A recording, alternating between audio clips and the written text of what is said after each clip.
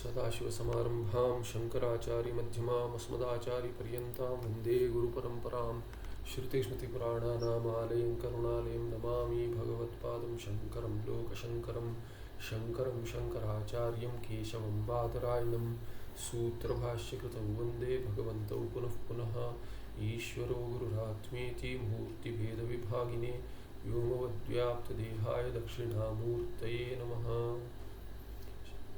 चिद्घनगणेशाय नमो मह्यं सुखनित्यं स्वप्रकाशं व्यापकं नामरूपयोः अधिष्ठानं बुद्धिबोध्यं बुद्धेर्दृक्यत्तु निर्मलम् अपारं सर्ववेदान्तवेद्यं प्रत्यक्परं महः तदेव अहन्नमत्तोऽन्यदिति मे निश्चितामतिः।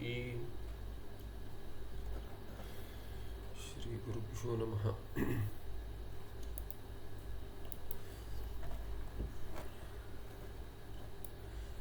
ठीक है, तो ये अंक देख रहे थे। तो इच्छा निवृत्तो स्वरूपानंद भान प्रकार निरूपणम अत्र यम शंका स्यात्। तो ये क्या होता है कह दिया इन्होंने कि जब भी इच्छा की निवृत्ति हो जाती है, इच्छा की निवृत्ति से विषय ज्ञान से पहले इंद्रिय और विषय का सन्निकर्ष हो गया। उससे क्या है कि जो इष्ट विषय है उसमें इच्छा थी, तो इष्ट विषय प्राप्त होने से उसका जब ज्ञान हो गया तभी इच्छा निवृत्त हो गई। इच्छा निवृत्त हो गई तो स्वरूप आनंद प्राप्त होता है। कैसे? दूसरी वृत्ति बनती है, प्रिय मोद इत्यादि रूप की इच्छा निवृत्ति ही विषय के इच्छा की निवृत्ति ही उसमें कारण है। ये संदर्भ चल रहा है, कुछ दिन पाठ नहीं हुआ तो संदर्भ देख लिया, थोड़ा लंबा अंक है। तो उसमें कैसे होता है करके बताया। उसमें भी कहते हैं, ये पिछली पंक्ति थी, तरिदम स्वरूपानंद ग्रहणम विषय ज्ञानम च अत्यंतम अवहिततया उपपद्येते अतएव अहम विषय आनंदम अनुभवम इति भ्रांति पुरुषस्य उपजायते। तो इसमें भ्रांति होती है क्योंकि दोनों वृत्तियां बहुत पास होती हैं। तो स्वरूपानंद दूसरी वृत्ति में जो ग्रहण होता है वो विषय ज्ञान से समीप होता है बहुत। इसीलिए क्या है कि ये दोनों का मिश्रण जैसे कि हो जाता है। इस पे टिप्पण था, ये देखा था हमने।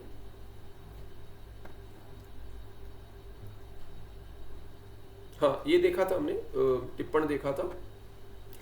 इसीलिए क्या है कि उसके बाद ही रोका था पाठ। तो दो टिप्पण थे, दोनों एक साथ देखे थे हमने। इति भ्रांति पुरुषस्य उपजायते विषय पर एक टिप्पण था, और प्रथम पक्षापेक्षा अयम पक्ष उत्तमा, ये दूसरा पक्ष जो है जहाँ दूसरी वृत्ति है। पहले पक्ष में एक ही वृत्ति में आनंद भी ग्रहण होता है, दूसरे पक्ष में आनंद की वृत्ति भिन्न है, दूसरी है। ये उत्तम पक्ष कह दिया। अभी मूल में आगे बढ़ते हैं। अभी क्या है कि कीबोर्ड का ये नहीं होगा, लैपटॉप पर रही हूँ मैंने, वो एक दूसरा कीबोर्ड मंगाया, एक्सटर्नल कीबोर्ड। वो लैपटॉप का कीबोर्ड बंद करके रखा है, तो अभी वो दुविधा ना हो ऐसे आशा करते हैं। विषय ज्ञान रूपया वृत्तिया, तो विषय ज्ञान जो पहली वृत्ति है, विषय ज्ञान रूपया वृत्तिया अंतःकरण उपहित आनंद से प्रकाशो न युज्यते। विषय ज्ञान रूप जो वृत्ति है पहली वाली, जो घटाकार पटाकर वैसे इष्ट विषय आकार वृत्ति बनती है। तो लड्डू ले लीजिए, मोदक आकार वृत्ति बन गई। विषय ज्ञान जो वृत्ति का रूप है, उस वृत्ति के द्वारा क्या अंतःकरण उपहित आनंद से प्रकाशो न युज्यते। उसी में अंतःकरण उपहित आनंद कैसे आएगा? वो नहीं आएगा, ऐसे बतलाया इन्होंने। ये पहला पक्ष है। पहले पक्ष में आनंद भी उसी वृत्ति में ग्रहण होता है, तो वो ठीक नहीं है कहा।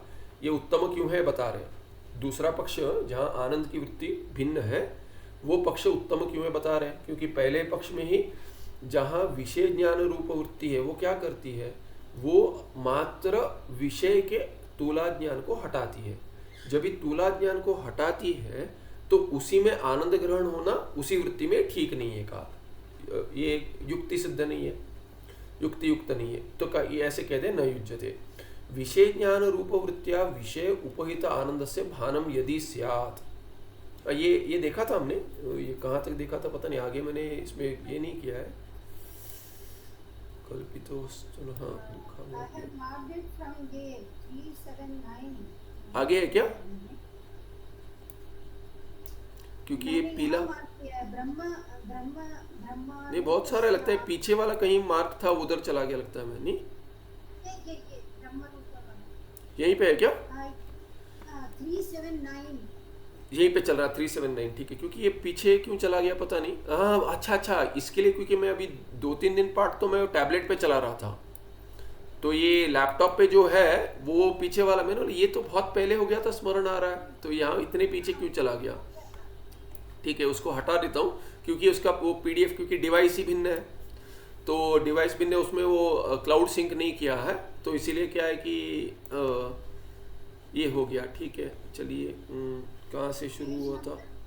पेज नंबर 257 लिखा है। हाँ ठीक है, तो वहाँ पे कौन सी पंक्ति स्मरण है क्या?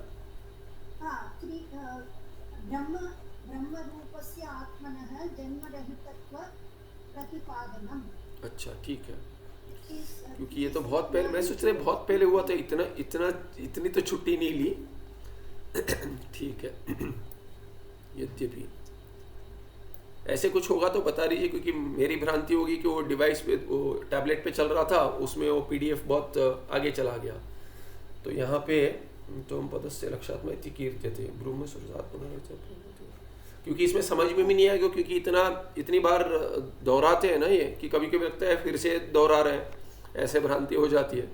तो ये अंक, इसीलिए अंक लिखता हूँ मैं उसमें, पर अभी वो अंतिम पार्ट में क्या किया था वो भी नहीं देखा, क्योंकि वो भी उसी डिवाइस पर है। आत्मन जन्म न युज्यते, यहाँ चल रहा था ना ये जन्म नाश। ठीक है, ये इससे देख लेते हैं 379 जो है, आत्मना जन्म न युज्यते, क्यों कहते हैं सह अयम ब्रह्म रूप आत्मा जन्म रहिता। ये आत्मा जो पहले कथन किया इसमें, हाँ ये देख रहे थे, ब्रह्म रूपस्य आत्मनः जन्म रहितत्व प्रतिपादनम, कि ये सच्चिदानंद लक्षण जो दे दिया ब्रह्म का, वही आत्मा है, दोनों में ऐक्य है, इसका कथन हो गया। अभी कहते हैं ये ब्रह्म रूप आत्मा जो है, आपने तो एक कह दिया, वेदांती ने, माने सिद्धांति ने कह दिया, पूर्व पक्षी कहता है ये आत्मा का तो जन्म होता है, ये ठीक नहीं है, ये ब्रह्म रूप से आत्मा ना जन्म रही तत्व प्रतिपादन यहाँ पे शंका नहीं है, यहाँ पे सिद्धांति कह रहा है आत्मा का जन्म नहीं हो सकता। पूर्व पक्षी कहेगा क्यों नहीं हो सकता, तो बता रहे हैं सहा या अयम आत्मा ब्रह्म रूपा आत्मा जन्म रहिता। क्यों, पहले ये कहते हैं ब्रह्म रूप आत्मा, आप जो आत्मा सोचते हो शरीर, देखिए आत्मा शब्द यदि आप कोश में देखेंगे, शब्द कोश में, तो आत्मा अपने माने रिफ्लेक्सिव प्रोनाउन, अपने में भी ग्रहण होता है, प्रत्यगात्मा स्वरूप उसमें ग्रहण होता है ब्रह्मात्मा, फिर गौण आत्मा में ग्रहण होता है पुत्र आदि में, फिर आत्मा माने शरीर में ग्रहण होता है, शरीर को आत्मा कहते हैं, फिर मन में आत्मा कहते हैं आत्मा, फिर केवल वो समास में तो स्वरूप अर्थ में भी होता है, कि कहते हैं कि जैसे त्रिगुणात्मिका माया, तो त्रिगुणात्मिका माया त्रिगुण आत्मा, आत्मा वहाँ क्या शब्द है, स्वरूप, त्रिगुण ही जिसका आत्मा है माने जिसका स्वरूप है, उस अर्थ में भी आता है। तो इसलिए कहते हैं ये ब्रह्म रूप आत्मा, कौन सा आत्मा जन्म रहित है, यदि शरीर लेंगे आप तो शरीर तो जन्म रहित नहीं है, पर ब्रह्म रूप जो आत्मा है ना, ये हम जो कह रहे हैं ऐक्य दिखा रहे हैं, वो आत्मा तो जन्म रहित है, माने प्रत्येक आत्मा। आत्मना जन्म अंगीकार है, चलिए मान लेंगे, यदि कोई मानता है आत्मा का जन्म हुआ तो क्या होगा, आत्मना जन्म अंगीकार है सो अनित्य स्यात्, अनित्य होगा।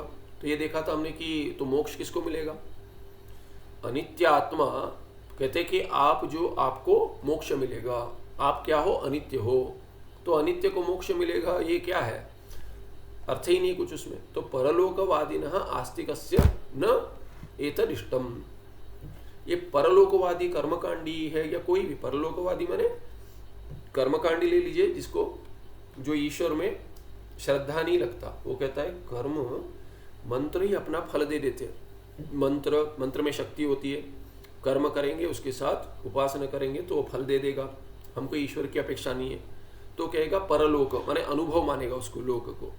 बाकी जो परलोकवादी है वो क्या है कि मोक्ष कहाँ होता है प्राप्त, सालोक्य मुक्ति, उस लोक में वैकुंठ या तो कैलाश लोक में वास करना है इत्यादि, जो भिन्न लोक में मुक्ति होती है ऐसे मानते हैं, या सत्यत्व ने, लोक को सत्यत्व ने मानते हैं, उसका अनुभव करना चाह रहे, भले ही वो मुक्ति ना हो, स्वर्गलोक जाएंगे, पितृलोक जाएंगे, ब्रह्मलोक जाएंगे, वैकुंठ जाएंगे इत्यादि, यदि वो भिन्न लोक में गति मानता है, प्रवास मानता है, तब क्या होगा? यहाँ पे क्या हो रहा है, थोड़ा रेंज कम आ रहा लग रहा है। क्या वर्षा भी है अधिक तो 5G रेंज चला जाता है। तो परलोकवादी जो है आस्तिक है, आस्तिक है, नास्तिक नहीं है। क्या कहता है? उसके लिए न एतदिष्टम। क्यों? क्योंकि आत्मा यदि जन्म प्राप्त करेगा और नाश होगा, अनित्य होगा, तो अनित्य आत्मा कैसे शरीर जैसे अनित्य होकर प्रवास करेगा भिन्न लोक में? भिन्न लोक में प्रवास कैसे करेगा? अनित्य है तो वो भी चला जाएगा। तो भिन्न लोक में जाकर अनुभव कैसे ग्रहण करेगा जिसके लिए कर्म किया है?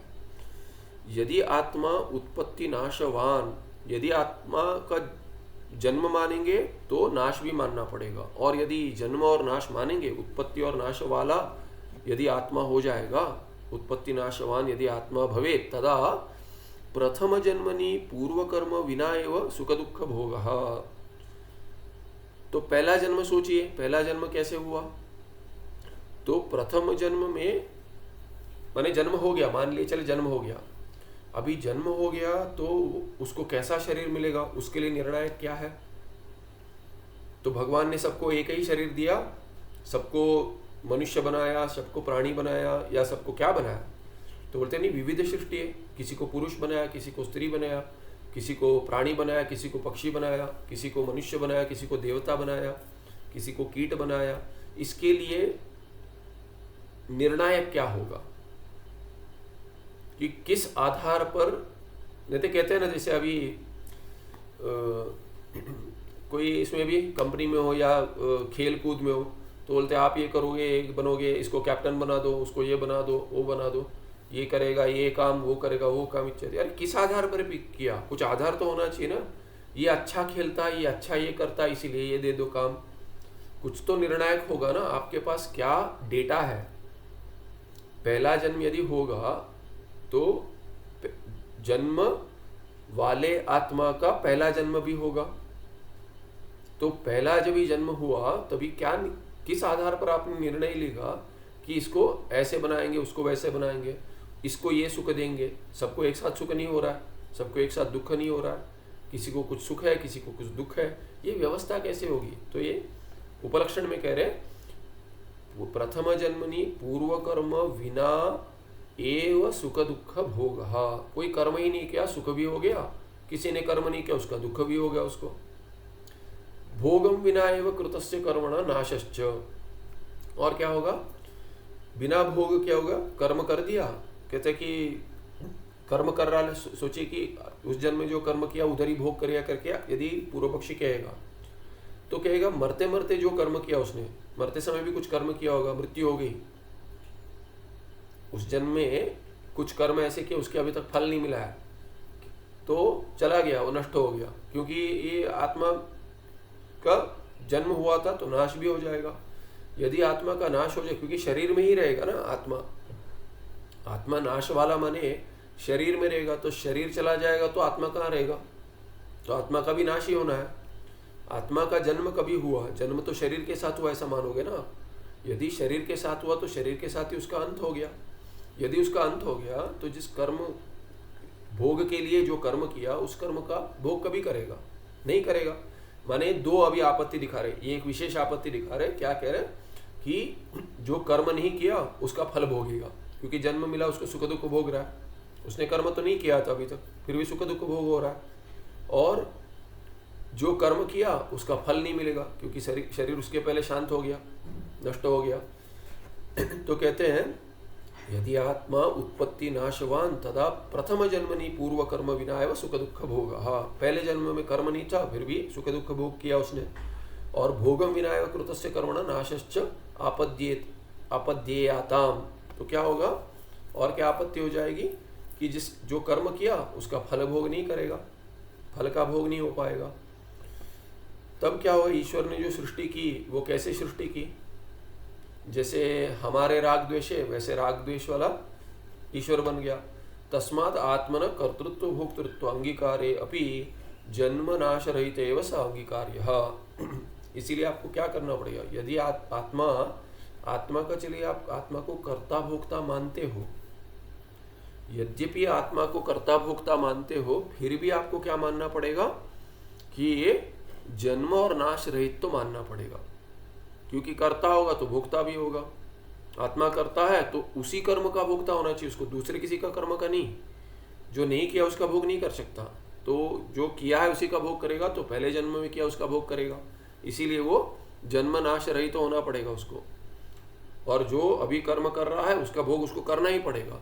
कर्म करने के लिए उसको दूसरा शरीर लेना पड़ेगा, आत्मा दूसरा नहीं हो सकता उसमें, क्योंकि एक ने कर्म किया दूसरा भोग रहा है, ऐसा तो नहीं होता है। इसीलिए क्या है कि मानना पड़ेगा कि जन्म नाश रहित। और क्या हो गया, अपिच आत्मनः जन्म अंगीकार्य, और जन्म मानेंगे आत्मा का। थोड़ा वीडियो टूट टूट क्या रहा है, शब्द तो स्पष्ट है ना, शब्द स्पष्ट है, ठीक है। तो कारण विना कस्यचिदपि वस्तुना उत्पत्ति अदर्शनात्, ये मैंने पहले बताया कि किस आधार पर बनाया आपने, जन्म किस आधार पर दिया कि ये पुरुष बनेगा, स्त्री बनेगा, मनुष्य ही नहीं बनेगा, कीट बनेगा इत्यादि।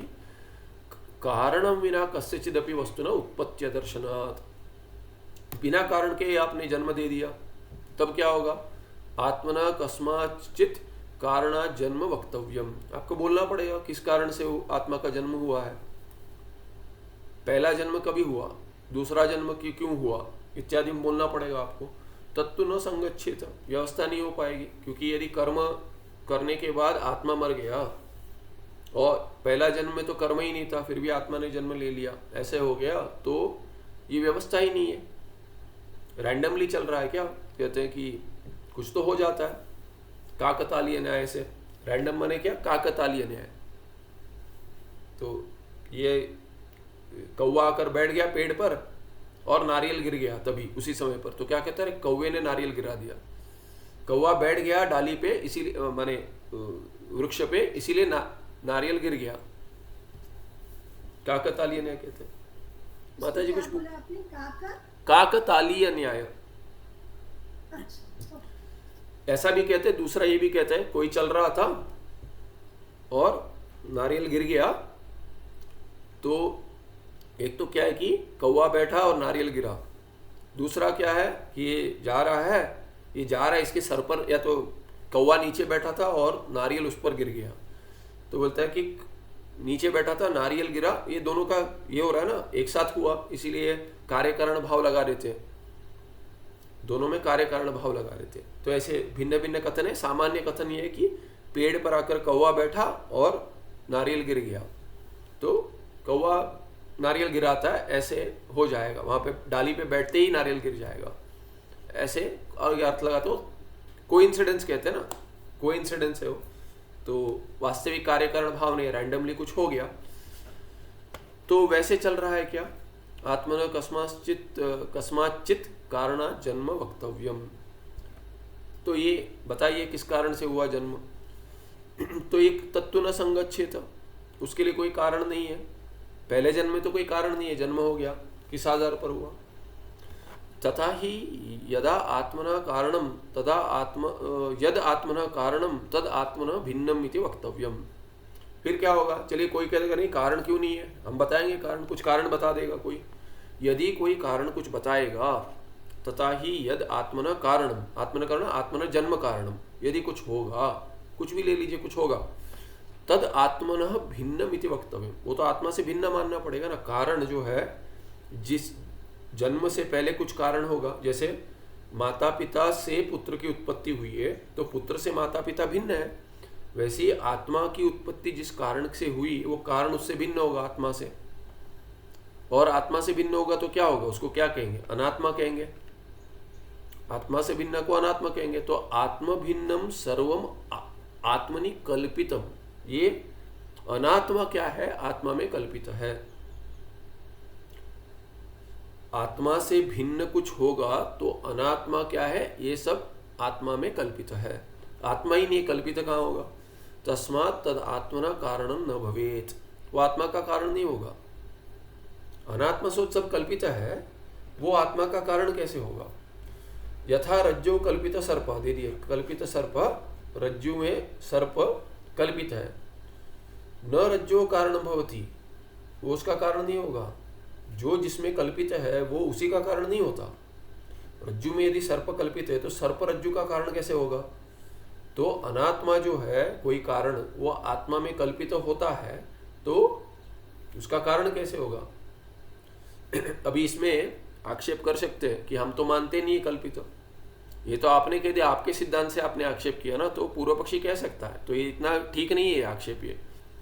ये जो कह रहा है ना, तथा एवं आत्मनि कल्पितम वस्तु आत्मना कारण न भवेत, जो आत्मा का जन्म मानता है वो आत्मा में कुछ कल्पित नहीं मानेगा। तो आप कह रहे हो सिद्धांत ही कह रहा है आत्मा में कल्पित है, पर ये पूर्व पक्षी मानेगा ही नहीं। तो ये अंक उतना ठीक नहीं लग रहा है, क्योंकि ये देखिए कारण भिन्नम वक्तव्य, तो अनात्मा कह सकते हैं। अनात्मा सब आत्मा में कल्पित है, उसके लिए कोई पूर्व पक्षी नहीं मानेगा ना। वो कहता हम तो सब सत्य मानते हैं। इसीलिए ये इसका त्याग करना ठीक रहेगा मुझे लगता है। माने ये इसमें प्रश्न आएंगे। त्याग माने अब यदि ऐसा है तो ठीक है, पर ये प्रश्न आएगा कि कौन सा पूर्व पक्षी है, आत्मा में कल्पित तो मानता है और आत्मा का जन्म भी मानता है। ऐसा कोई दर्शन होगा तो भिन्न बात है। कोई दर्शन है नहीं ऐसा, कोई दर्शन ऐसा है नहीं जो आत्मा से भिन्न कोई कल्पित भी मानता है आत्मा में और आत्मा का जन्म मानता है। नहीं, ऐसा कोई है नहीं दर्शन में। मुझे तो नहीं पता ऐसा कोई दर्शन है, इसलिए ठीक नहीं है आक्षेप। हाँ, आत्मा में कल्पित मानने के लिए एक अधिष्ठानम तो होना चाहिए ना। तो आत्मा तो है ना, पर वो तो आत्मा का जन्म मान रहा है ना। तो जन्म मान रहा है तो आत्मा का जन्म से पहले क्या हुआ? जन्म से पहले कुछ होना चाहिए ना। आत्मा है ही नहीं तो उसमें कल्पना कैसे करेंगे? जन्म नहीं हुआ है ना अभी। जन्म जिस कारण से होता है वो, जैसे कि है यहाँ पे इसलिए दे दिया, रज्जु में सर्प कल्पित यदि है, आप बोल रहे रज्जु तो है, रज्जु तो है बोल रही है, पर क्या वो क्या बोल रहा है? रज्जु का जन्म कैसे हुआ बोल रहा है? सर्प से हुआ बोल रहा है। रज्जु का जन्म सर्प से हुआ, माने आत्मा का जन्म किसी से हुआ है। कोई वस्तु मान लीजिए, उसको हम कहेंगे क वस्तु से, क ख ग ग कहते हैं। जैसे अंग्रेजी में ABCD कहेंगे, यहाँ पे क ख ग ग कहेंगे। तो एक क वस्तु जो है, कोई अमुक वस्तु है, वो आत्मा के जन्म का कारण है। जो जन्म का कारण है आत्मा का, वो क वस्तु पहले होगी कि नहीं होगी? होगी। आत्मा है अभी जन्म के पहले?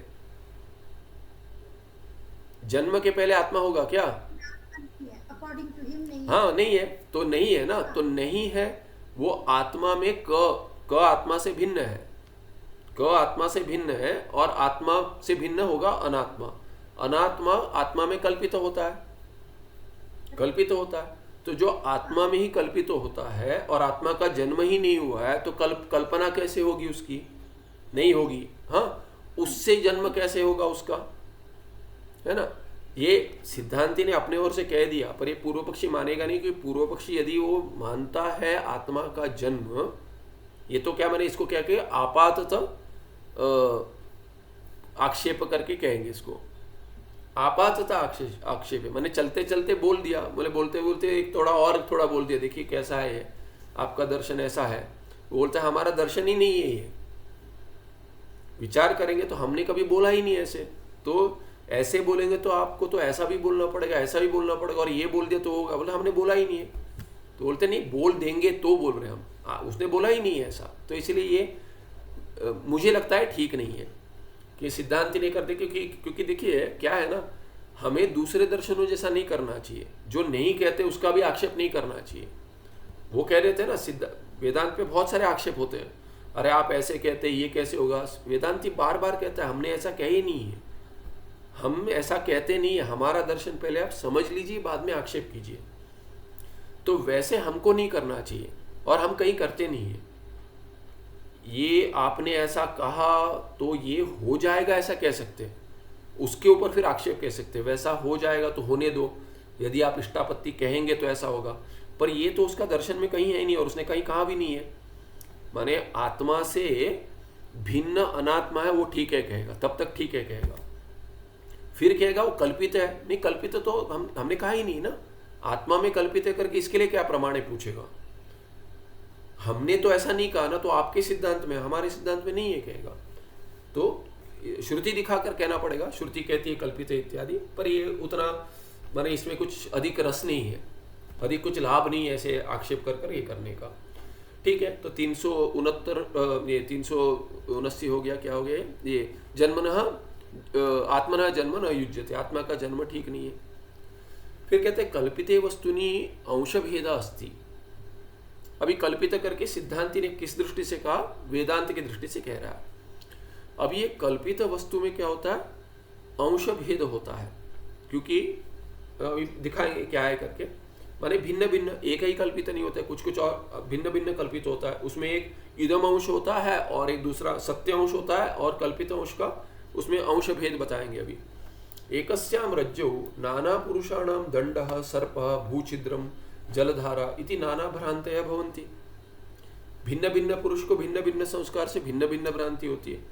किसी को रज्जु में दंड दिखता है, रज्जु की जगह सर्प दिखता है, दूसरे को, तीसरे को भूछिद्र दिखता है, चौथे को जलधारा दिखती है, इत्यादि नाना भ्रांति, पांचवें को माला दिखेगी, इत्यादि भ्रांति होती रहती है।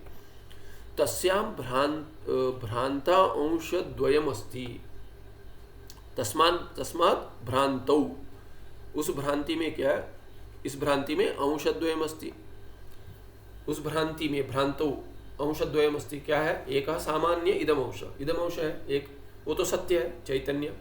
तो रज्जु में क्या है कि रज्जु का इदम अंश जो है ये कुछ है वो सत्य अंश है, वो तो इदम अंश तो सत्य है, माने उसमें कोई कल्पना नहीं है, ये पहले आ चुका है संदर्भ। अन्य क्या है, दूसरा अंश क्या है, सर्पादि विशेष अंश, सर्प दंड भूछिद्र जलधारा, ये विशेष अंश, माने सामान्य अंश है एक और एक है विशेष अंश। सामान्य तो है, कुछ है करके अंश सामान्य अंश है, और जो विशेष अंश है वो कल्पित है कहते हैं। तो यहाँ क्या कहते हैं, सच सामान्य इदम अंशः सर्पादि विशेष अंशेषु सर्वेषु व्यापकः। व्यापक और व्याप्य, व्यापक कौन होगा, जो अधिक प्रदेश में होता है, अधिक प्रदेश या काल में होता है उसको व्यापक कहते हैं, और जो कम देश और काल में रहता है उसको व्याप्य कहते हैं। तो इसमें दोनों में विशेष और सामान्य में व्यापक कौन होगा, हमें हर बार क्या है कि सामान्य ही व्यापक होगा, विशेष तो व्यापक नहीं होगा। विशेष तो दंड सर्प भूछिद्र जलधारा, दंड सर्प से भिन्न है, माने दंड सर्पादि से भिन्न है, सर्प दंडादि से भिन्न है, भूछिद्र भी दंडादि से भिन्न है, जलधारा भी बाकी तीनों से भिन्न है। तो उनमें भिन्नता है, पर सभी में सत्ता है। सामान्य अंश इदम इदम इदम होगा, इदम को कहेंगे इदम दंडा, अयम दंडा बन जाएगा, अयम सर्प इदम भूछिद्रम इयम जलधारा। तो इदम अंश तो सभी में चारों में है, ये दंड है, ये सर्प है, ये भूछिद्र है, ये जलधारा है, इसलिए ये जो प्रतीत हो रहा है इदम इदम अंश, वो तो सामान्य अधिक चारों में है, इसीलिए उसको कहेंगे व्यापक। तो सच सामान्य इदम अंश, सामान्य अंश क्या है, इदम अंश है, वो क्या है, सर्पादि विशेष अंशों में अंशेषु सर्वेषु व्यापक, सभी में व्यापक है, वो सभी में अनुवृत्ति हो रही है उसकी। माता जी आपका फीडबैक आ रहा लगता है, प्रेमा माँ।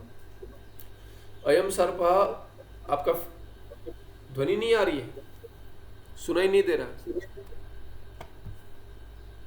क्या हो गया?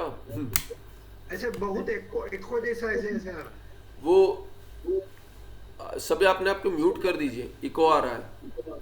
4G में चला गया, ये कहीं और रख के देखता हूँ।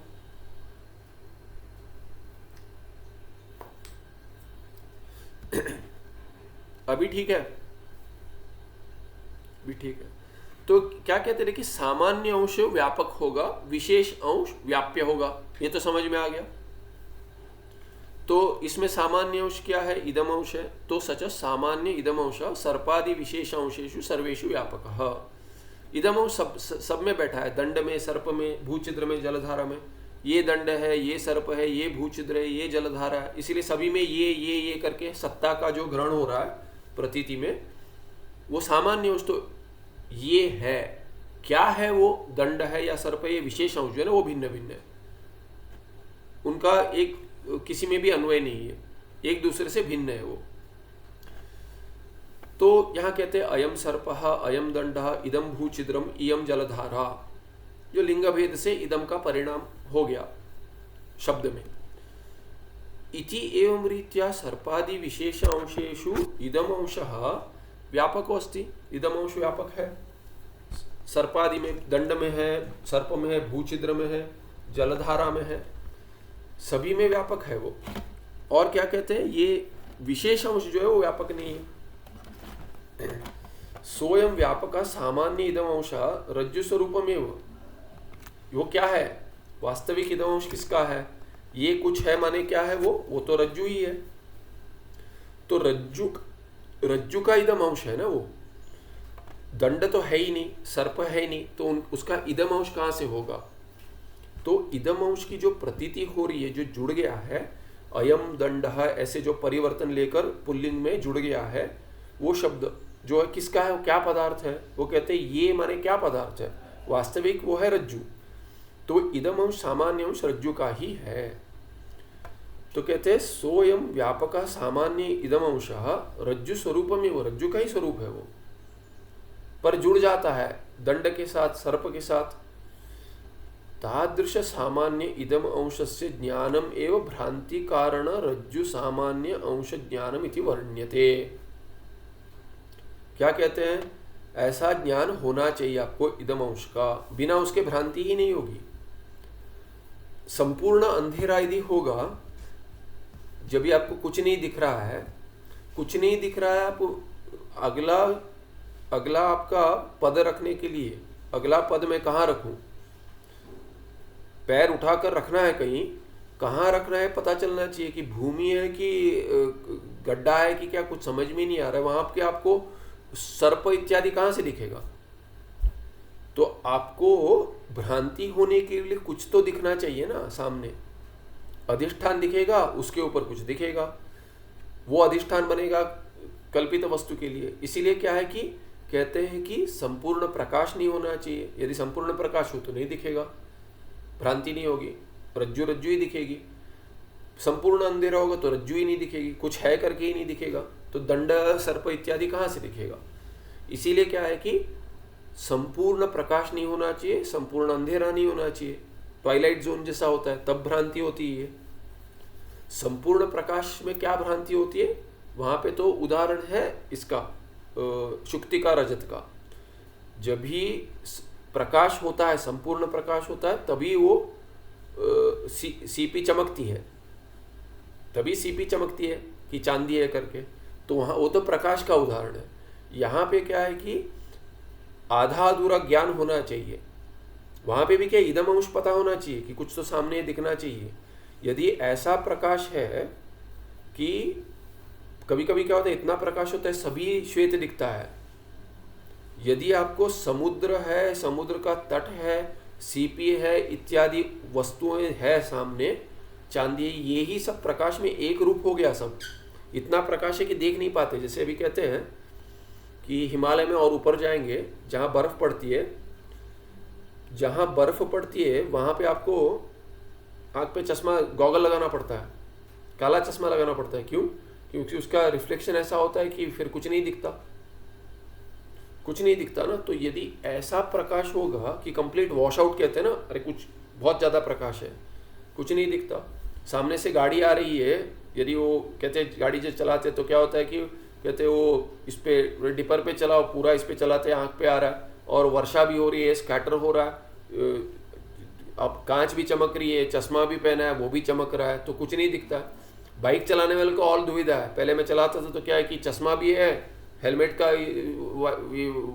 ये भी होता है, वाइजर होता है, और उसके सामने और फिर ये भी हो रहा है, वर्षा भी हो रही है, और क्या है कि वो हेलमेट का कवर, वाइजर भी वो भी गीला है, उसमें तो कोई वाइपर नहीं है तो वो भी गीला है। चश्मा क्या कि अंदर से पानी चला जाता है जोर वर्षा में, चश्मा भी गीला हो जाता है, और ऊपर से किसी ने सामने से पूरा ये मार दिया, प्रकाश लाइट आ रहा है, हाई बीम आ रही है, तो हाई बीम आ रही है तो रास्ता ही नहीं दिखता।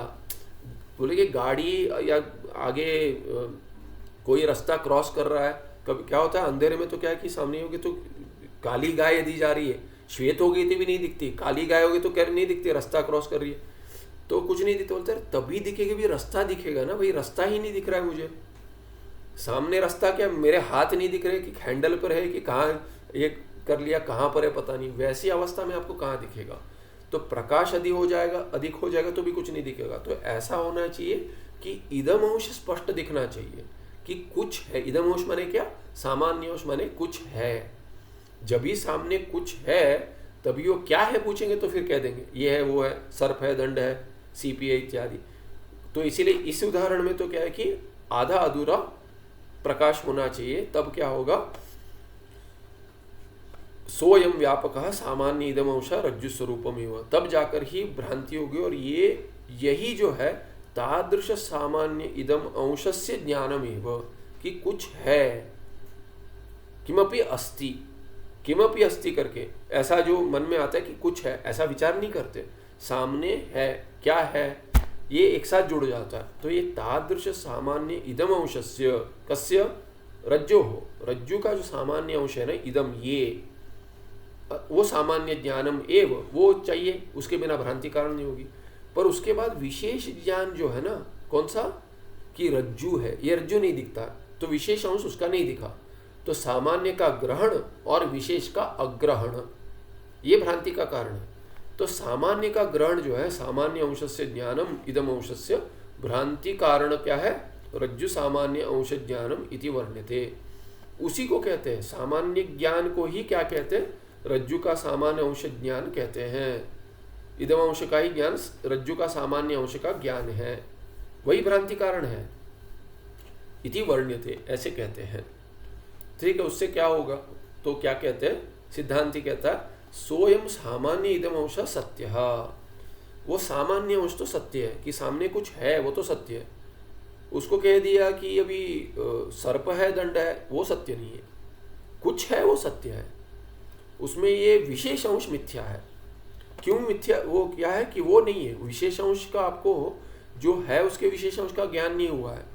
प्रातिभाषिक स्थल में रज्जु का ज्ञान नहीं हुआ है, पर रज्जु के इदम अंश का ज्ञान हुआ है, विशेष का नहीं हुआ है, सामान्य का हुआ है, वो सत्य है।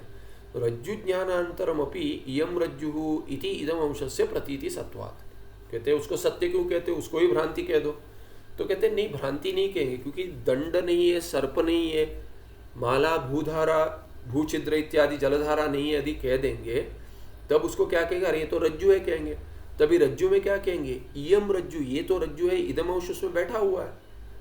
जब भी ठीक से ज्ञान उत्पन्न होता है, भ्रांति निवृत्त हो जाती है, तभी इयम अंश जो है ना रज्जु में, इयम रज्जु, वहां पे विशेष का ज्ञान हो गया आपको, सत्य विषय का। तो इयम सत्य का भी ज्ञान पहले ही हुआ था इदम करके, तो इदम ही इयम अभी प्रतीति हो रही है, वो तो सत्य है। क्यों सत्य है? क्योंकि वो भ्रांति के बाद भी जब भी रज्जु का ज्ञान उत्पन्न होता है और दंडादि भ्रांति निवृत्त हो जाती है, तभी भी वो इदम अंश नहीं जाता। भ्रांति में तो जो जिसकी भ्रांति है वो तो चला जाएगा ना। यदि इदम अंश की भ्रांति हो गई तो वो भी चला जाएगा, तो आपको शून्य की प्रतीति होगी, बौद्ध बन जाएंगे आप। तो ऐसा तो नहीं होता। तो कहते किसकी प्रतीति होती है? इदम की प्रतीति होती है। इति इदम अंश से प्रतीति सत्वात्, इसीलिए वो हेतु है, वो इदम अंश सत्य है, सामान्य अंश। यथा यथा भ्रांति काले अयम सर्प इति सर्पादिना सह इदम अंश प्रतीयते। तो भ्रांति काल में क्या होता है? प्रतीति काल हो रही, भ्रांति की प्रतीति है, अयम सर्प, आ रही है तो सर्प है, डर रहा है। इति सर्पादिना सह, सर्प हो, दंड हो, ये उसके साथ इदम अंश की प्रतीति हो रही है। किसी दूसरे विशेष से जो असत्य है, मिथ्या है, मिथ्या विशेष के साथ सत्य का ज्ञान हो रहा है, मिश्रित है, सत्य और मिथ्या मिश्रित है। तथा भ्रांति निवृत्ति अनंतरमपि, जो भ्रांति की निवृत्ति हो गई, भ्रांति की निवृत्ति हो गई माने सर्प चला गया, तब क्या होता है? इयम रज्जु इति रज्ज्वा सह इदम अंश प्रतीयते, तभी भी विशेष अंश की प्रतीति होती है, पर किसके? रज्जु की विशेष अंश के साथ। जो यदि पहले हो जाता तो सर्पादि की भ्रांति नहीं होती, सर्पादि विशेष ग्रहण नहीं होता। यदि रज्जु विशेष ग्रहण हो जाता सामान्य के साथ तो आपको सर्प की भ्रांति नहीं होती विशेष की, पर वो हुई, उसकी निवृत्ति जब हो गई, सर्प की निवृत्ति हो गई विशेष की, भ्रांति विशेष की, तभी क्या होगा? भ्रांति निवृत्ति अनंतरम अपि, उसके बाद भी क्या होगा? इयम रज्जु ऐसे इति रज्ज्वा सह इदम अंश प्रतीयते, रज्जु विशेष अंश है, उसके साथ इदम अंश सामान्य अंश की प्रतीति होती है, इसलिए इदम अंश सामान्य अंश सत्य है। यदि इदम अंश अपि मिथ्या स्यात्, पूर्व पक्षी कहता है उसको भी मिथ्या मान लो, तब क्या होगा? इदम अंश सामान्य अंश भी यदि मिथ्या होगा तदा सर्पादेर इव भ्रांति निवृत्ति अनंतरम तस्य इदम अंशस्य अपि प्रतीतिर न भवेत। तब क्या होता कि ये रज्जु है करके उसकी भी प्रतीति नहीं होती, सर्प की भ्रांति चली जाती, इदम की भी भ्रांति चली जाती, तो कुछ भी नहीं दिखता। वास्तविक क्या है कि कुछ भी नहीं दिखता एक, पर उसके पहले ये भ्रांति ही नहीं होती। क्यों नहीं होती? क्योंकि कुछ दिख ही नहीं रहा, इदम अंश दिख नहीं रहा, कुछ नहीं दिख रहा। कुछ नहीं दिख रहा तो उसके ऊपर सर्प है कि दंड है कैसे कहेंगे? जैसे अभी मैं कहूंगा अरे मुझे सामने कुछ नहीं दिख रहा है, हाँ तो क्या है वो करके पूछेंगे क्या आप? मेरे सामने कुछ नहीं है तो आप पूछेंगे हाँ तो वो क्या है? वो क्या नहीं दिख रहा है, वो क्या है? नहीं दिख रहा है वो क्या है करके प्रश्न नहीं आता। वो क्या है? कोई पक्षी है, प्राणी है, क्या है? पर्वत दिख क्या है? अरे कुछ नहीं है सामने, वो कुछ नहीं है, वो पर्वत है क्या? पूछेंगे क्या आप? नहीं पूछेंगे। तो कहते इदम अंश यदि दिखेगा ही नहीं आपको, सामान्य अंश, तो वो सर्प है या क्या है? भ्रांति कैसे होगी आपको? कहते मेरे सामने कुछ नहीं है, पर्वत, कुछ नहीं है, पर्वत है, ऐसा कहेंगे। माने पर्वत नहीं है, पर्वत है, ऐसा नहीं होता है। जो कुछ भी नहीं है वो पर्वत है, ऐसा नहीं कहते। ऐसा कहते हैं कुछ नहीं है, केवल पर्वत है, अरे सब जगह पर्वत ही पर्वत है, हिमालय में कुछ नहीं है, ऐसा कह देते हैं। पर सामने कुछ भी नहीं है, कुछ भी नहीं है, वो कुछ भी नहीं पर्वत है, ऐसा तो नहीं कहता कोई। शून्यवादी कहता होगा, पता नहीं ऐसी भाषा का प्रयोग करते कि नहीं, कोई नहीं करता। भाषा का ऐसा प्रयोग कहीं नहीं होता। क्यों नहीं होता? क्योंकि ऐसी प्रतीति होती नहीं है, संभव ही नहीं है। इसीलिए ये जो कह रहे कि प्रतीति के बाद भी कुछ भी नहीं दिखता, वास्तविक तो प्रतीति ही किसी की नहीं होती। सत्ता यदि ग्रहण नहीं होगी तो भान कैसे होगा? इसीलिए हम जो दो कहते हैं ना, वेदांत सभी प्रकरण ग्रंथ में जो आता है, अस्ति भाति च, अस्ति पहले आता है, अस्ति अतएव किमपि भाति, किमपि अस्ति चेत एव भाति, नास्ति चेत कथम भाति। नहीं होगा तो नो चेत कथम भाति, कुछ है ही नहीं तो भान क्या हो रहा है? इसीलिए क्या कहते हैं यहां पे, इन्होंने कह दिया कि भ्रांति के निवृत्ति के बाद किसी की प्रतीति नहीं होती। वास्तविक तो भ्रांति भी नहीं होती संभव, उसका कथन नहीं किया इन्होंने, पर वो भी समझना चाहिए भ्रांति ही नहीं होती, और होती तो निवृत्ति के बाद भी कुछ नहीं होता, वो भी निवृत्त हो जाता। तस्मात् सर्पादि भ्रांतो व्यापकः इदम अंश सत्यः। आपको सामान्य व्यापक जो इदम अंश है उसको सत्य ही मानना पड़ेगा, क्योंकि सत्य का क्या लक्षण है? त्रिकाल अबाधित सत्य। ये कुछ है करके दिख रहा था, उसके बाद ये सर्प है करके दिख रहा था, और वो सर्प नहीं है तभी ये रज्जु है करके दिख रहा था। तो ये जो है ना इदम अंश, ये तीनों काल में रह गया। भ्रांति से पहले भी था, भ्रांति के समय भी था, भ्रांति के बाद भी है। इसीलिए क्या है? अधिष्ठानम रज्जु स्वरूपम। इसीलिए क्या? इसलिए इदम अंश सत्य ये हो गया। इसीलिए का माने अतः एव इदम अंश सत्य ये हो गया, व्यापक जो अंश है वो सत्य। और अधिष्ठान क्या है? रज्जु का स्वरूप ही है। अधिष्ठानम रज्जु स्वरूपम, इदम अंश अधिष्ठान है, वो रज्जु का स्वरूप ही है। वास्तविक पता नहीं है आप रज्जु, फिर भी उसका स्वरूप है। माने मुझे पता नहीं कि मैं ब्रह्म हूं, पर मेरा स्वरूप तो ब्रह्म ही रहेगा। सच्चिदानंद आत्मा मैं हूं, ये मुझे ज्ञान नहीं होगा तभी क्या मैं नहीं रहूंगा? तभी भी मैं रहूंगा। माने जब एप्पल सर पे नहीं गिरा था तभी ग्रेविटी नहीं थी क्या?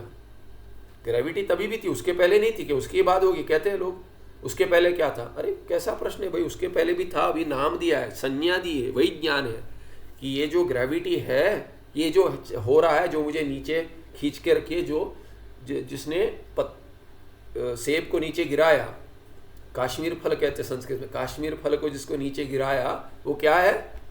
वो उसको ग्रेविटी कहेंगे, नाम दे दिया। वो पहले भी था, जो है उसको एक संज्ञा देते हैं। माने देखिए विधेय कभी होगा, इसको विधेय कहते हैं। विधेय कब होगा? जब भी आपके पास कोई उद्देश्य हो, कुछ ज्ञात अंश हो तो अज्ञात अंश का कथन करेंगे, कुछ है तभी ही होगा। सत है, किमपि अस्ति, सत ये उद्देश्य है, अभी क्या है, कहेंगे दंड, हाँ ना ना ना ना, वो नहीं है, दंड नहीं है, ये तो रज्जु है। तभी जब भी विधेय आएगा उसमें, प्रेडिकेटेड कहते हैं, तो this is predicated as gravity, ऐसा उन्होंने कह दिया कि कुछ हो रहा है, वो उसको ग्रेविटी कह दिया। तो वैसे ये क्या है कि ये कुछ है, इदम अंश सामान्य, ये विशेष सर्प है, नहीं सर्प नहीं है, क्या है, रज्जु है। तो रज्जु है तो इदम अंश ही रज्जु है, ऐसा ही हो जाएगा। इसीलिए इदम अंश पहले भी था, अभी भी है, आगे भी रहेगा, इसीलिए वो सत्य है, व्यापक है और सामान्य अंश है। तस्मिन, और वो क्या है कि उसका स्वरूप ही होगा, स्वरूप से तो है, उसका आप कथन करने से पहले भी था इदम अंश। उसको जब भी आप, इदम अंश रज्जु का ही स्वरूप था, जब भी आपने उसको सर्प करके ग्रहण किया, तभी भी इदम अंश जो सर्प का था, सर्प के रूप में जो प्रतीति हो रही थी, वो इदम अंश क्या था, वो रज्जु स्वरूप ही है वास्तविक। तस्मिन परस्पर व्यभिचारिणः सर्पादयः कल्पितः, उसी रज्जु के स्वरूप इदम अंश अधिष्ठान में सर्प, दंड, भूछिद्र, जलधारा, माला, ये सब कल्पित है। ये सिद्धांत, अभी सिद्धांत तक सच्चिदानंद बता दिया, उस पर आक्षेप निवृत्त कर दिया, निवारण कर दिया। फिर क्या है कि पहले इसका भी ये कर दिया कि आत्मा का जन्म इत्यादि नहीं होगा, तो वो आक्षेप भी हटा दिया। अभी सिद्धांति ने कह दिया कि ये सब अनात्मा आत्मा में कल्पित होता है, और कल्पित का स्वरूप क्या होता है, वास्तविक वो इदम अंश होता है, उसी में कल्पित होता है, वो अधिष्ठान सत्य होता है। यहाँ तक कथन हो गया। आगे 381 में कहते हैं सर्व पदार्थेषु अंश पंचक वर्णनम।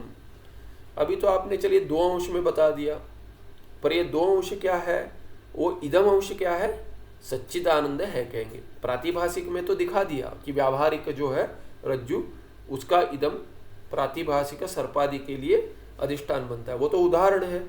उदाहृत में क्या है, ये प्रपंच पूरा कल्पित है, जो रज्जु दिखता है वो भी कल्पित ही है। व्यावहारिक सत्ता माने मिथ्या, प्रातिभाषिक माने मिथ्या, व्यावहारिक सत्ता माने भी मिथ्या, ये सब मिथ्या है। तो वास्तविक जो आत्मा है वही अधिष्ठान है सबका। तो ये आत्मा जो अधिष्ठान है, उसमें क्या है कि उसमें 5 अंश देख सकते हैं। वास्तविक कोई अवयव विभाग नहीं है, पर दृष्टि से, जब ये दृष्टि, आप क्या दृष्टि है इसमें, तो कहते हैं वहां पे अंश पंचक है। उसमें अंश माने अंशी भाव नहीं है, उसमें सभी पदार्थों में जो है अंश पंचक कहेंगे, आत्मा में नहीं है। आत्मा का तो 3 है, स्वरूप है, वही 3 बाकी भी जगह दिखते हैं पदार्थ में, और उसमें और अधिक 2 दिखते हैं जो आत्मा में वास्तविक नहीं है। आत्मा के स्वरूप में तो क्या है कि सच्चित आनंद है, उसको कहेंगे अस्ति भाति प्रियम, पंचदशी में ऐसा कथन आता है। और बाकी 2 क्या है, नाम रूप है।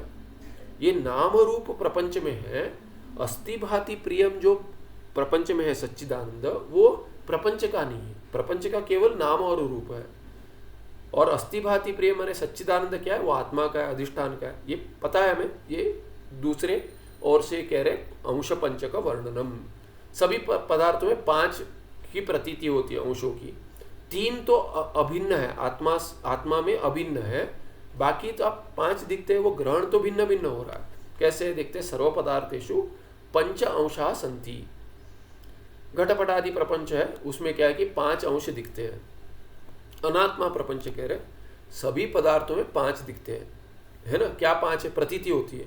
एक नाम है कि घट कहते हैं, घटपट कहते हैं, वो नाम हो गया। रूप तो उसका आकार होगा कुछ, कि पट फैला हुआ है, साड़ी जैसा फैला हुआ है, धोती जैसा, या उसको मोड़ कर रखा हुआ है, तो उसका एक रूप होगा कोई, ऐसे उसको फॉर्म कहेंगे। या तो रूप माने क्या, रंग, रंग माने क्या, वो गेरू है कि श्वेत है कि पीला है, लाल, नीला इत्यादि, वो हो गया रूप। ऐसा रूप में भिन्नता है, नाम में भिन्नता है। फिर कहते हैं अस्ति भाति प्रियम। अस्ति माने सत्ता, भाति माने उसका भान होगा, प्रकाश रूप, कि पट है कैसे पता है, क्योंकि दिख रहा है। क्यों दिख रहा है, क्योंकि भान हो रहा है वैसा, तो भाति। अस्ति च भाति च। और चलिए, अरे ये पीला पसंद नहीं है, मुझे गेरू चाहिए, तो कहेंगे चलो प्रियम हो गया, आनंद। इति पंचांशाः, ये पदार्थ में घटपट आदि प्रपंच में 5 अंश ग्रहण होते हैं। इसको छोड़कर क्या ग्रहण हो रहा है, कहते हैं या तो नाम ग्रहण हो रहा है, या तो रूप ग्रहण हो रहा है। रूप माने केवल रंग नहीं, ये रूप माने किस रूप में प्रतीति हो रही, शब्द शब्द भी उसका रूप है, किस रूप में प्रतीति हो रही है, माने रूप माने वो गुण नहीं है, जो रूप माने किस आकार में आपकी वृत्ति बनती है।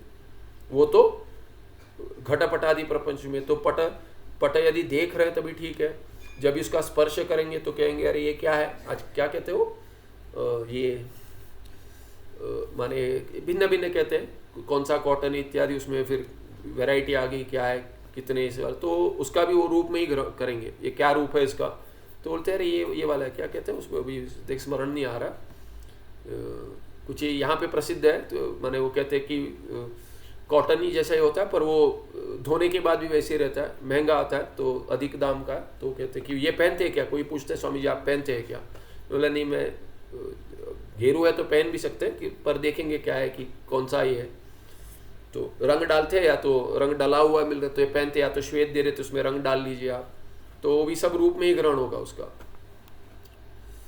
तो चलिए अभी मन उसमें अटक गया, ठीक है चलिए। नाम रूपम अस्ति भाति प्रियम इति पंच अंशाः, तो घट इति अक्षर समुदाय नाम, तो यहाँ ये वो विश्लेषण कर रहे हैं, तो बोलते आपको अधिक चिंता मत कीजिए हम बताएंगे, हर एक से स्पून फीडिंग करते हैं, तो क्या कहते हैं घट ये अक्षर समुदाय नाम, क्या कहेंगे अक्षर का समुदाय है, पर जिसके लिए वो पदार्थ जो है वो रूप है उसका, तो कहते हैं घटः इति अक्षर समुदाय, पट इति अक्षर समुदाय क्या है, घकार अकार टकार अकार, 4 अक्षर है इसमें, 2 नहीं है 4 है, बहुतों को 2 दिखते हैं, तो अंग्रेजी में लिखते हैं वैसे उनको दिखेंगे 5 है कहेंगे, तो जी है, एच है, ए है, टी है, ए है, वो हिंदी वाले लिखे तो जी एच ए टी लिखेंगे, ए नहीं लिखेंगे, वो हो जाएगा, तो क्या होगा, तो कितने दिखते हो, तो इसीलिए क्या है कि ये संस्कृत देवनागरी का अभ्यास जिनको नहीं है वो कहते कितने अक्षर पहले पूछते हैं, क्योंकि वो कहते संधि समझ में नहीं आती, ये कैसे हो गया वो कैसे, क्या बचा पूछे, प्रत्यय में अधिकतर क्या है कि व्याकरण में ये प्रत्यय उसमें अनुबंध हटा देंगे, अनुबंध माने इत अक्षर हटा देंगे, तस्य इतः लोपः तस्य लोपः, तो कहेंगे ये सब जो है कि हलंत्यम इत इत्यादि, उपदेश जनुनासिक इत, अनुनासिक है अच वो इत होगा उपदेश में, फिर हलंत्यमित, फिर इत्यादि, वो जो है वो सब जो क्या कि तो हटाने के बाद क्या बचेगा, तो बोलते कि क्या बचेगा, कुछ कुछ तो बोल देते हैं, तो बोलते अभी बताओ पहले प्रत्यय में अक्षर कितने हैं, तभी समझ में आता है भ्रांति कहाँ हुई है, तो जिनको वो समझ में नहीं आ रहा ना प्रत्यय, वो प्रत्यय में अनुबंध हटाने के बाद इत हटाने के बाद क्या बचता है, कुछ गलत उत्तर दे रहे थे, बहुत सारे पहले गलत ही कह रहे थे, बहुत कम है जो ठीक पहले इसमें बोल पाते हैं। तो जैसे शप है, शप प्रत्यय, शप में पकार हलंत्य मित से चला गया, शकार चला गया लशक को तद्दिते से, बचा क्या पूछेंगे तो बोलते कि क्या बचा क्या बचा, कुछ नहीं बचा, कुछ नहीं बचा, या तो कह देंगे कुछ और बचा, कुछ और, जो मैंने बोला उसमें कितने अक्षर है बताओ, तो बोलते 2 है, अपने पकार हटा दिया, शकार हटा दिया, कुछ नहीं बचा, मैं बोला भाई श नहीं हटाया, शकार हटाया, उसमें शकार अकार पकार 3 दिख रहे कि नहीं दिख रहे, यदि नहीं दिख रहे तो क्या करेंगे, यहाँ पे घ घकार और घ एक हो जाएगा, टकार और ट एक हो जाए, तो अ का कोई यही नहीं है, मैंने अ बोलेगा मुझे कुछ मानते ही नहीं है, जैसे आत्मा बना दिया कि शरीर में दृष्टि है, सूक्ष्म शरीर में दृष्टि है, मन में दृष्टि है, उसके बिना मैं कुछ नहीं हूँ हो गया, अरे आत्मा हो तुम भाई, संपूर्ण हो, वैसा वाला ये घ अच को तो कोई कीमत ही नहीं है हिंदी में बीच में आता है बोल देते, बाद में आता है उसको छोड़ दो, सब छोड़ दो, तो घट। और दक्षिण में क्या है कि उसको अ को आ बना देंगे, घटा बोल देंगे, ये घटा नहीं है घट है, ना घट है ना घटा है, घट है, तो उच्चारण क्या है स्पष्ट होना चाहिए। तो इसमें भी ये अक्षर समुदाय जो है ना उसी वही नाम है और कुछ नहीं, संज्ञा है। पृथु बुध्न वर्तुलत्वादिकम रूपम, तो बोलता है वो घट क्या है, उसका एक वर्तुलाकार होगा, एक पेट होगा उसके एक गला होगा और उसके ऊपर एक थोड़ा ये उसके जो गले के ऊपर थोड़ा और थोड़ा चौड़ा ये होगा, उसको कहेंगे घट। इसीलिए क्या है कि पूज्य स्वामी जी इसीलिए पॉट माने क्या वो कहते हैं, समझ में आ रहा ना, वो बोलते हैं person has got a pot belly कहते हैं, तो because the pot itself has a belly, वो घट को ही पेट है, तो और ये बोलते हैं कि अरे घट जैसा इसका पेट है, अरे घट का पेट है, उसका लक्षण है। पृथु बुध्न वर्तुल तो आदिकम रूपम। फिर क्या है कि तो ये 5वां अंक पढ़कर रुक जाएंगे। तो कहते हैं घटो वर्तते इति अस्ति। अस्ति क्या है? अस्ति माने ये देखिए, अस्ति शब्द जो है ना ये तिङन्त पद नहीं है। अस्ति तिङन्त पद नहीं, अस्ति कह दिए है ना जो अस्ति, क्योंकि नाम रूपम अस्ति क्या, अस्ति भाति प्रियम, ये सब क्या है कि वो धातु के लिए निर्देश होता है ना, वैसा वाला लेकर समझिए हो। अस्ति भाति प्रियम, ये अस्ति और भाति तिङन्त लगते हैं, पर तिङन्त उसमें तिङन्त क्या है? तिंग नहीं है उसमें, वो तिंग जो प्रतीति होती है ना उसको, माने अस्ति माने सत्ता, भाति माने भान, ऐसा अर्थ लेना चाहिए। तो ये धातु में होता है इक्ष्टिपौ धातु निर्देशौ। तो धातु का कथन कैसे करते हैं? भू सत्तायाम, यदि अस धातु अस भूई, तो अस धातु का कथन कैसे करेंगे? अस धातु का प्रयोग नहीं कर सकते, पद का प्रयोग होता है वाक्य में, या तो तिङन्त होना चाहिए या तो सुबंत होना चाहिए। तो ये तिङन्त यदि होगा तो अस्ति करके अस्ति का निर्देश कैसे करेंगे धातु का? तो कहते हैं धातु का निर्देश अस धातु अस करके नहीं कह सकते आप। अस तो धातु है, धातु का पद में प्रयोग नहीं होता है। आप नहीं कहते अस असह रूपम करके नहीं कह सकते, अस असह रूपम करके आप नहीं कह सकते। अस्ति स्तः संति इत्यादयः असह रूपम करके नहीं कह सकते, बोलना भी नहीं चाहिए, अशुद्ध मानते हैं। काशिका वगैरह तो पद भी नहीं आएगा, वो पद जो माने पद नहीं है तो उसका प्रयोग ही नहीं करते, दिखेगा ही नहीं ऐसे, अस प्लस ऐसे इत्यादि नहीं दिखेगा। ये सब हम लिख देते हैं पर आपको कहीं भी काशिका में दिखेगा ही नहीं ऐसा, पद का ही प्रयोग करते हैं। तो धातु का निर्देश कैसे करेंगे? अस धातु, या तो आपको अस धातु कहना पड़ेगा, या तो आपको कहना पड़ेगा अस इति धातु इत्यादि, ऐसे करना पड़ेगा कुछ। तो वहाँ पे क्या है कि इक या स्टिप प्रत्यय लगा रहते हैं, यहाँ पे स्टिप लगाएंगे तो अस्थि रूप बनेगा। स्टिप माने शकार चला जाएगा, पकार चला जाएगा, ती बचेगा, तो ये सुबंत पद दे देगा। तो अस्ति अस्ति करके सुबंत हो जाएगा। तो अस्ति माने क्या? अस धातु। यहाँ पे वैसे ही समझिए कि अस्ति जो है माने सत्ता। तो वो का उसका ग्रहण क्या है? घटो वर्तते इति अस्ति इति भानम। घटो वर्तते इति अस्ति, इति अस्ति, इति के साथ तो सामानाधिकरण है। घटो वर्तते, ये जो भान है ना, ये घट है, ये जो भान है ना वो अस्ति का भान है। माने घटो वर्तते इति भानम इज इक्वल टू अस्ति, इसको अस्ति करके कह रहे हैं। घट प्रतीयते, अभी है, घट है ऐसा अस्ति, घट है पर घट प्रतीयते वा, अरे है कहीं घट है नहीं, अभी दिख रहा है मुझे सामने ही है, सुनाई दे रहा है या स्पर्श करके छूकर देख रहा हूं, ऐसे घट प्रतीयते, किमपि रूपेण प्रतीयते, कैसे भी दिख रहा है आपको, घट घट किसी रूप में भी दिख रहा है, इति भाति, इसको भाति कहेंगे, ये भान है।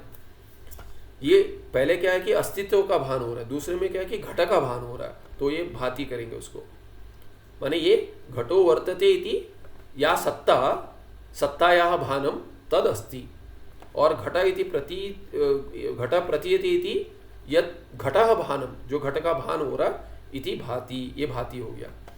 घट प्रिय इति प्रियम, घट प्रिय है, अरे ये प्रिय घट है, घट माने कुछ भी हो, सोने का घड़ा है तो प्रिय होगा, सोने का है, अरे ये सोने का है, प्रिय है, हाँ प्रिय है, सोने में प्रीति है वास्तविक, घट में नहीं है, फिर भी क्या कहेंगे? घट प्रिय इति प्रियम। तो अभी सोने का यदि घट है तो जो दिख रहा है वो सोना दिख रहा है, तो अस्थि भी सोने का है, प्रतीयते घट है, घट भी क्या है? दिख रहा है, प्रतीति हो रही है घट रूप में, वो भी सोना ही दिख रहा है, और यहाँ घट प्रिय इति, वो प्रिय जो है वो भी सोना ही प्रिय है।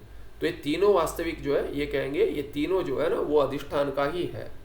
ये अगले पाठ में देखेंगे आगे, यहाँ पे आक्षेप करेंगे वो देखेंगे अगले पाठ में, सर्पाधिकम।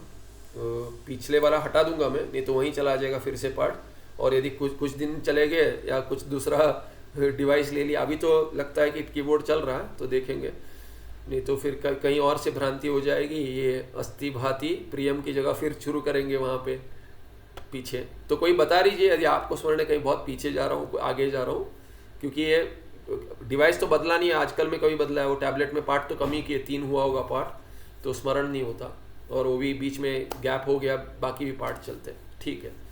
सुखम नित्यम स्वप्रकाशम व्यापकं नाम रूपे अधिष्ठानं बुद्धे बोध्यं बुद्धेर्दृक्यत्तु निर्मलम अपारं सर्ववेदांत वेद्यं प्रत्यक् परम तदेवान्नमत्तो नियतिमेव निश्चितामतिः। नमस्ते, धन्यवाद।